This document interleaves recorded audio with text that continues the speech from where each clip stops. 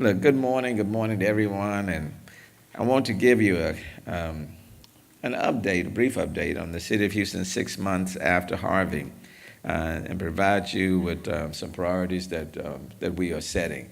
And it has been 6 months. It's incredible. 6 months ago, Hurricane Harvey devastated Houston with more than 50 inches of rain and damaged more than 345,000 housing units.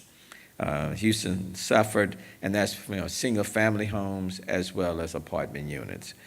Houston suffered an estimated $2.5 billion in damages to city assets and infrastructure, $2.5 billion. I do want you to know that at this point, the city had insurance coverage of $100 million, and within the 6 months, I want to thank Tina Pies and ARA and her entire team.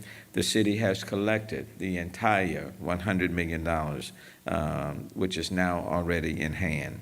None yet has been applied to repair city facilities because we are coordinating our efforts with FEMA, our federal partners, to make sure that we appropriate those dollars in the best places so that we can avoid any de-obligations down the road.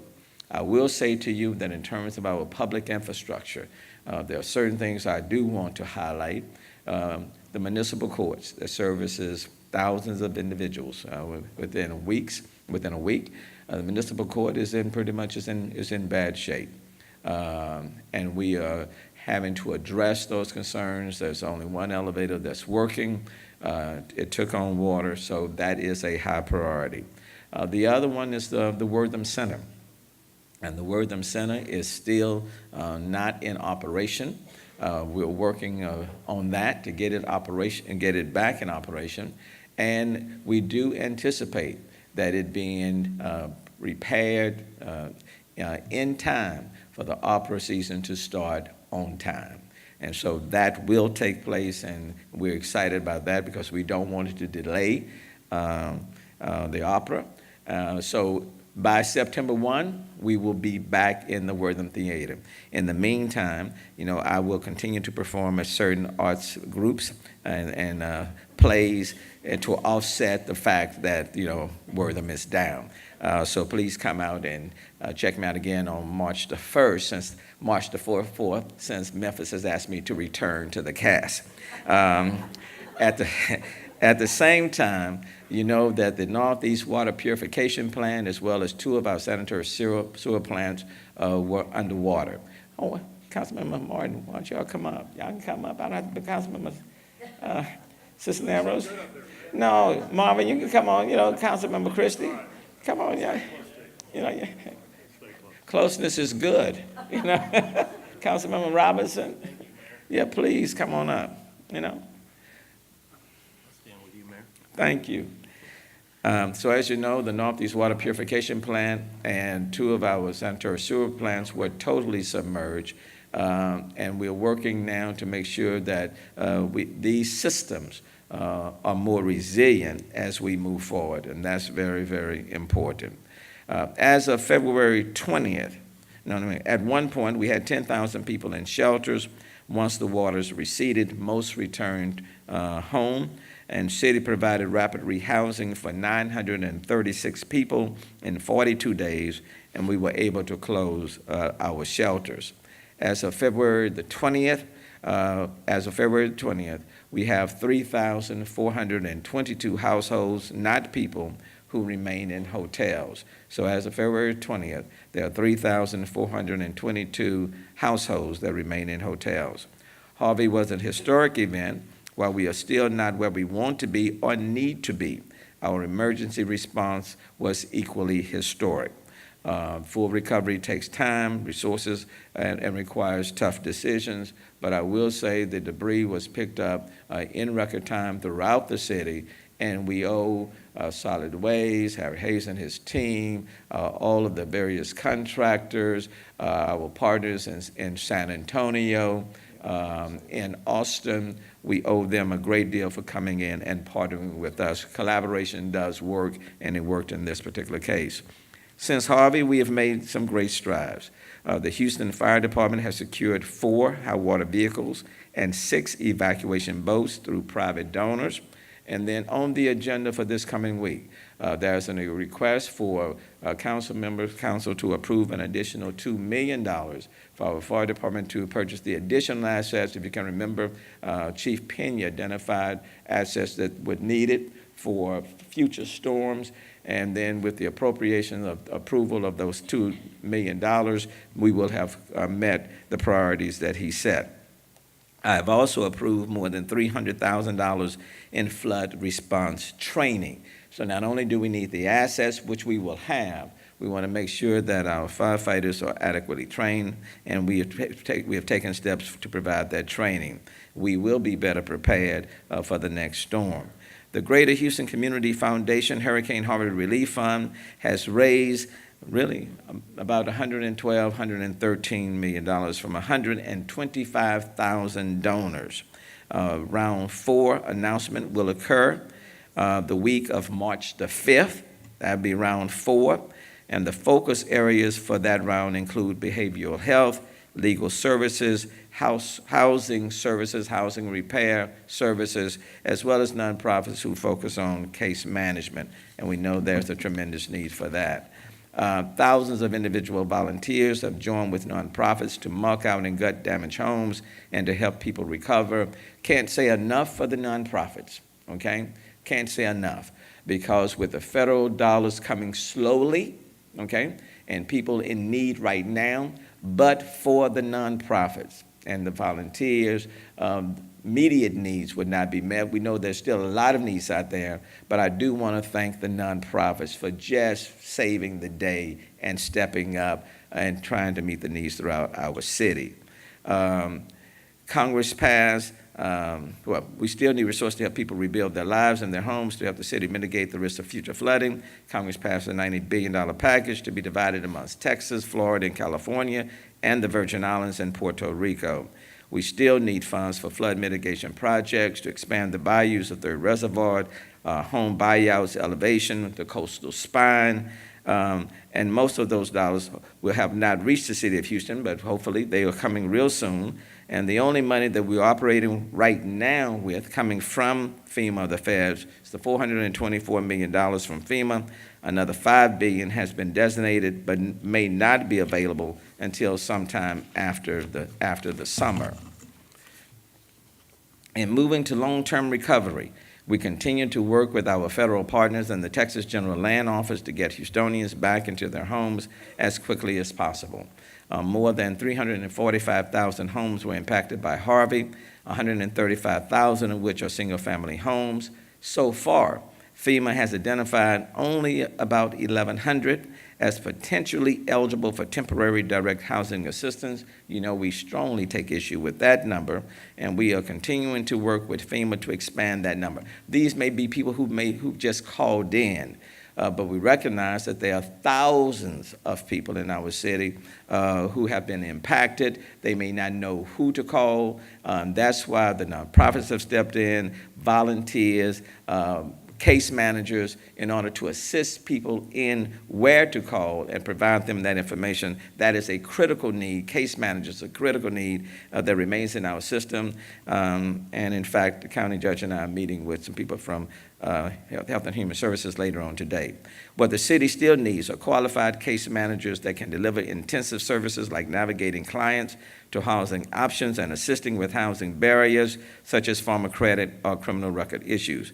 A number of neighborhood restoration centers have been set up, and Marvin Odum will tackle that. The recent waiver of the city's RV's ordinance opens another avenue of housing for homeowners who need a roof over their head as they work to rebuild their homes. 7 mobile home permits have already been issued. I know that there is a large family that's going to be moving into their mobile home fairly soon, and we'll be out there with them. The city permitting office has received 8,897 Harvey-related repair permit applications. So that's 8,897 Harvey-related repair permit applications have already come in. While we acknowledge that we are making progress, We also want to be very clear that recovery is not happening fast enough for any of us. And then as we go forward, as you know, I'm proposing revisions to Chapter 19 to ensure new dwellings are built high enough to save lives and property in the event of flooding. And then simply, let me just say this. The way we've done things in the past, we are going to make changes. This is about future construction that we have to build higher in order to mitigate the risk of flooding, operating under new guidelines. But the important element is that we have to build higher using the 500-year floodplain as the guiding tool in all of that.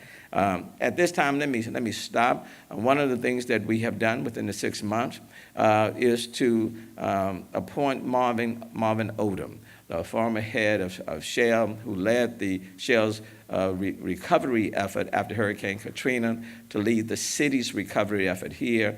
I want to thank Marvin Odum publicly for the work that he and his team have done. They have done a yeoman's job working with various department heads and nonprofits and individuals, people, organizations on the state level and on the national level, really organizing the effort. So I really want to thank him. I want him to know that as we move forward, I'm going to have to reduce his pay because of limitations on the budget. He's getting $1 a year, but that is more, Marvin, than we can afford. I'm sorry. So I hope that you will continue to offer your services, but at least we're looking at giving you 50 cents. So I certainly want to thank him publicly for taking his time and his expertise and working on behalf of the city of Houston. He's a native Houstonian, and the love for this city certainly speaks for itself. Marvin Odum, the Chief Recovery Officer.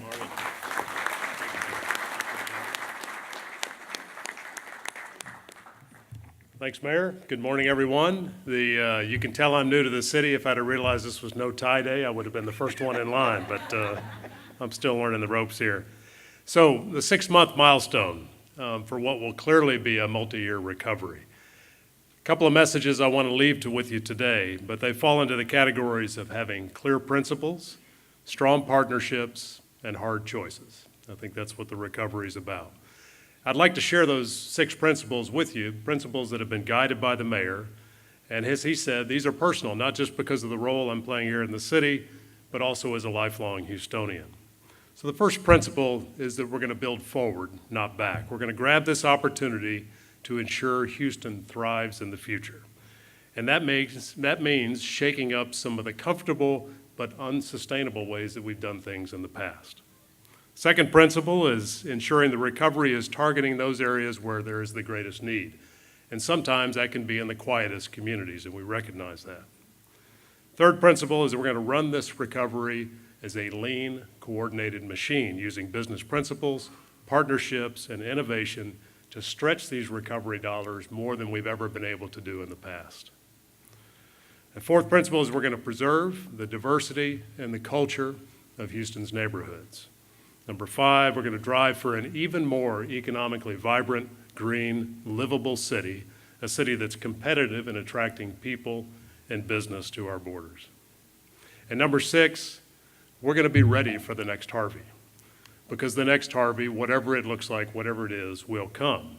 And we want to lock in being more resilient and smarter than we have been in the past, and to ensure that we can protect people and get back on our feet even quicker next time. So now with those principles in mind, I want to highlight a few areas and a few things that we've done so far. So I mentioned we're changing the way we're doing business. And the current example is the one that the mayor mentioned, that is the proposed floodplain building ordinance changes. Now change is not easy, but we have to change how we build in our city. And we've heard and we've anticipated the arguments on this topic, including the cost implications and others. But I will tell you, as a veteran of a highly regulated business, I feel comfortable in challenging the developers and the builders in this city to innovate, to find more cost-effective ways to meet these new guidelines. And we want to work with you as you help us do that. And this is more about, and the mayor mentioned this is more about just looking back at past storms and even Harvey and saying, how do we protect against that? It's about looking forward and saying, what could happen in this city? What do we need to be prepared for? And in some cases, that may be going beyond what we saw in Harvey. Now, second, we've also been advocating hard from here all the way to Washington, D.C. for Houston's share of federal dollars. It's been a full court press with the mayor, with council members, state representatives, and a lot of other people, face to face with Congress, with HUD, with FEMA, with the appropriations committees, and a number of other people in all of those places, including the state. I didn't mention the state. Now, in those visits, we've made the case that the entire country should be interested in what's happening here in Houston. Now, that's not just because of the recovery lessons that we hope we can share as part of this process, and it's not just because we're the fourth largest city. It's because we have a standout economy that is going to continue to grow. It's because this area represents something on the order of 6% of the U.S. GDP. The port, obviously, is critical to the entire country, and I could go on and on with the kind of examples that just indicate how economically important this area is to the rest of the country. Now, we know that the third supplemental from Congress has been approved. We know what it is. And it's significant that that has increased from $48 billion at the end of the year to $90 billion when it was approved in February. But a message that we need to land here, and this is very important, what we don't know is how much of that money will make its way to Houston. So our work is clearly not done in this part of the recovery. We've made good progress on assessing the damage to city assets and infrastructure, and we've prioritized those to make sure we're focused on the most critical areas first. Now, the next step here, very close to my heart, is a deeper negotiation with FEMA to make sure that we capture the funds, not just to repair these assets, but to take them out of harm's way in the future and not be back in this same situation. Now, making that case for mitigation funding is our responsibility here in the city. And this is done on an asset-by-asset basis, and it requires our best engineers and innovative thinking. Now, Director Haddock and her team are doing a great job in this area, and I'm pleased with the progress that we're seeing. Now, we've also opened 12 neighborhood restoration centers around the city where residents can go for case management and other essential help. Directors Takasha Francis and Stephen Williams have been key to launching this concept along, and look around the audience today, along with the invaluable partnership with nonprofit organizations like Baker Ripley, like Memorial Assistance Ministries, like the Local Initiative Support Coalition, and the Houston Area Urban League, and so many others that I wish I could stand here for the next 15 minutes and list every one of you. So please accept my apologies that I can't do that right now. Now, this approach is a new concept for the city of Houston, and it's working. And we look forward to maturing this. It can be better than it is today, so we look forward to maturing it with the county and with the nonprofit community to both use it as a tool to recover now and to ensure that this type of center and this type of capability can be operating immediately after the next disaster comes. Now, with Director Tom McCaslin's leadership, we're developing a program for housing that prioritizes returning families to fully repaired homes. And we're focused on a mission-driven path of getting people back to full recovery, a very important word, rather than using a lot of our resources just for stopgap measures.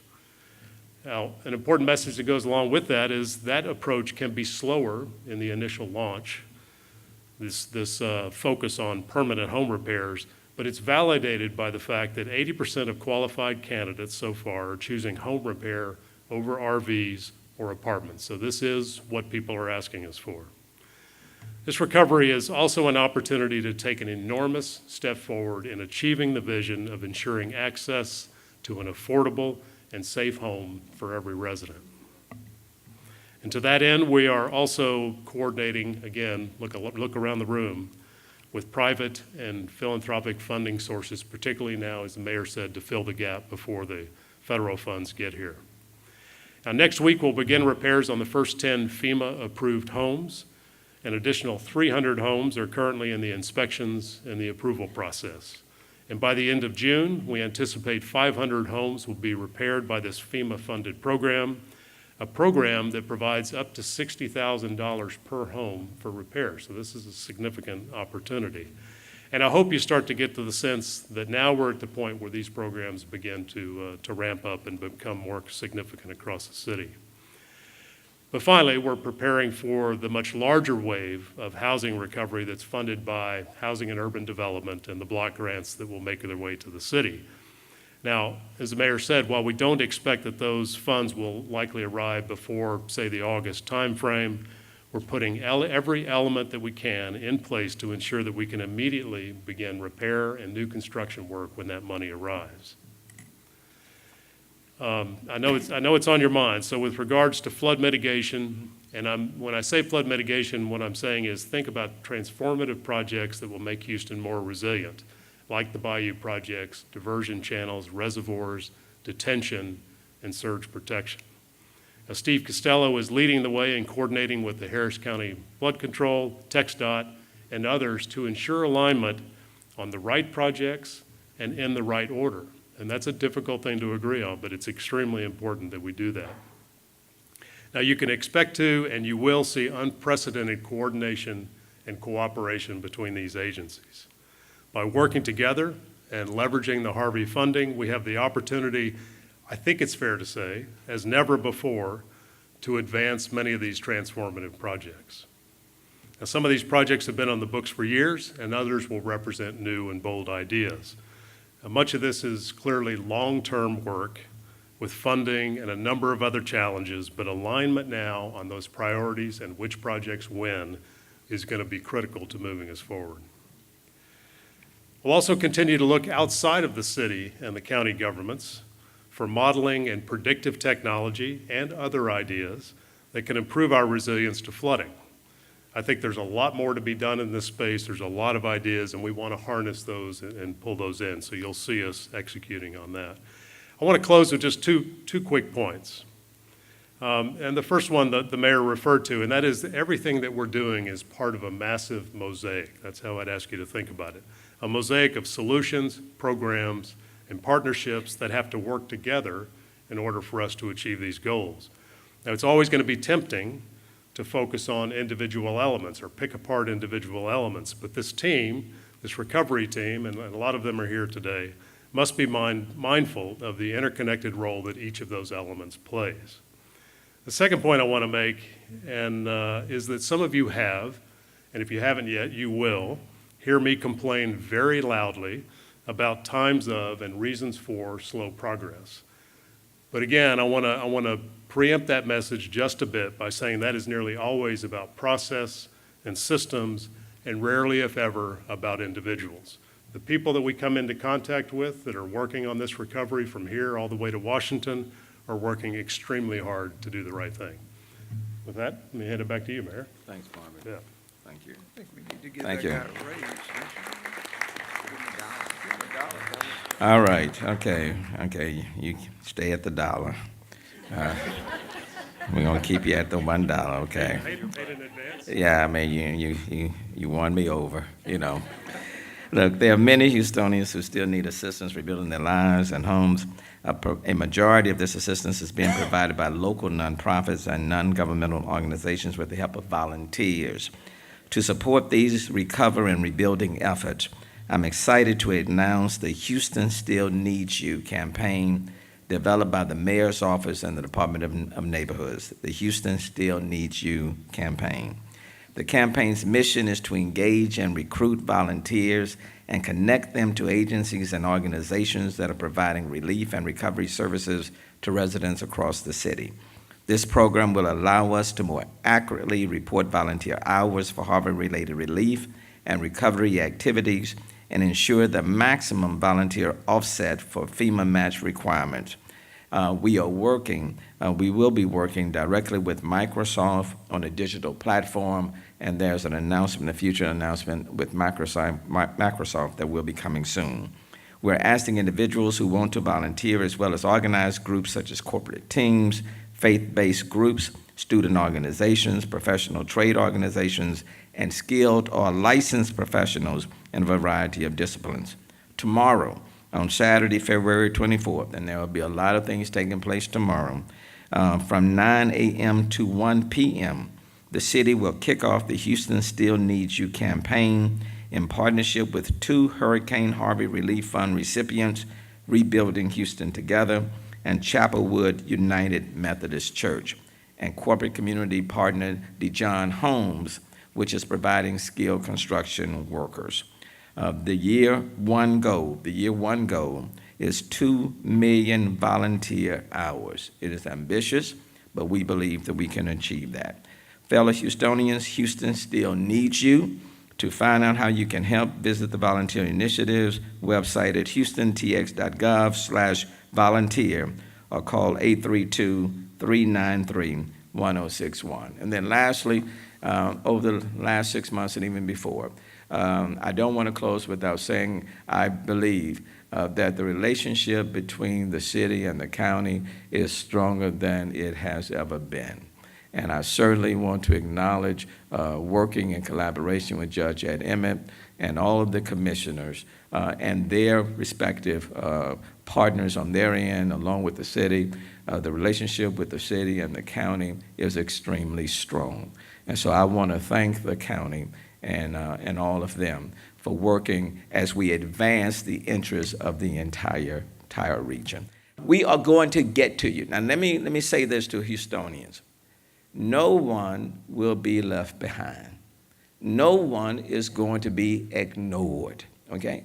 We are not going to move on and leave you where you have been and where you are.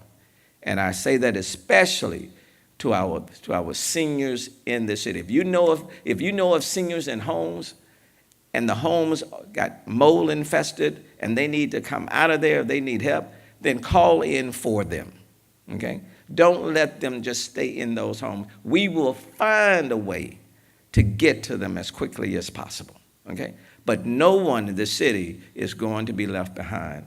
And I am very grateful to this team being led by Marvin, to all of the department heads who are here, to our partners, Beth. Parks have played a vital role in green space in our mitigation.